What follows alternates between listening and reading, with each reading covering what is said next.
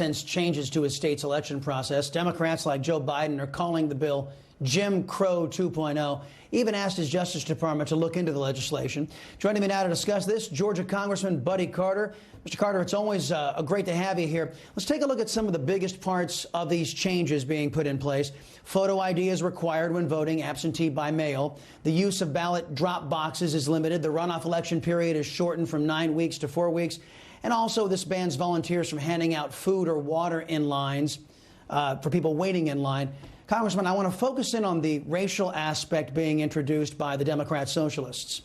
Are biased news agencies like CNN and degenerates like Raphael Warnock and Joe Biden in their suggestion that a person who looks like me isn't smart enough to acquire a state-issued ID? Should communities of color be actually standing for that characterization by the left? Well, I think you bring up a good point, and it's certainly an important point. First of all, let's make sure we understand this is not a voting rights act. This is an election integrity act. 75% of all Georgians said that we needed to clean up our voting process. We need to do that. 60% of Democrats, 69% of African Americans said that we needed to do just that. And the state legislature did their job as it is supposed to be done according to our Constitution, and that is they set the voting process. I'll be quite honest with you. If you look at this and you understand what it is calling for, yes, if I were a person of color or a minority, I'd be offended. Why? Anyone who legally voted in the last election will be able to legally vote in this election. There's no question about that. None of that has changed whatsoever. Yeah, personalities over at the left-wing biased network, CNN, MSNBC, characterizing this as a suppression initiative. And of course, that's patently offensive. This bill also caused lawsuits to be filed, the latest coming from a group of civil rights and advocacy organizations, and the weak Secretary of State, Brad Raffensperger, joining in. Doesn't that speak volumes? If Raffensperger is opposing this law, doesn't that mean that everybody should be supporting it?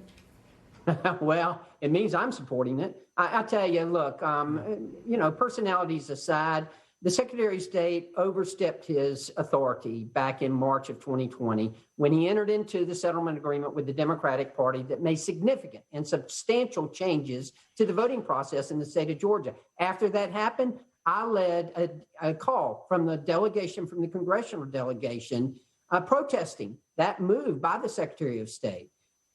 Our Constitution is clear. Voting processes in the states are to be run by the state legislatures, not by the executive officers, not by the judicial branch, but the legislative branch. It could not be any clearer than that. And that's why what Secretary Raffensperger did back in March of 2020 was wrong. Well, I know you don't want to get into personalities, but, well, I do. Your colleague, Jody Hice, is running against Raffensperger. And Raffensperger, you know, I'm sorry to say, he is part of what is essentially needed in Georgia, which is a thorough house cleaning, because Mr. Raffensperger made a lot of bad moves designed to aid one political party over another, and that can't be allowed for somebody in his position. Am I wrong? No, you're absolutely right. Look, Jody Hice is a good friend, and I wholly endorse Jody and his candidacy here. I think he'd do an excellent job as Secretary of State. I've enjoyed serving with him in Congress. He's been a great colleague, done a wonderful job, and I can assure you that Jody Hice will uphold the Constitution of the United States of America. Amen to that. Really quickly, give me about 45 seconds. As a member of the House Budget Committee, you've seen the $1.9 trillion liberal state bailout. Now Biden wants to ram through massive infrastructure, and he wants to exclude all of you Republicans in it, and he probably only wants to have exclusive union labor doing it. Plus, he's even talking about another China virus plan in the offing. Congressman, it looks like Mr. Biden is trying to finish the job that Obama started, bankrupting America. Am I wrong there? No, there's no question about it. And I will tell you, using the reconciliation process to pass the $1.9 trillion Pelosi payoff that we just saw the House and the Senate do.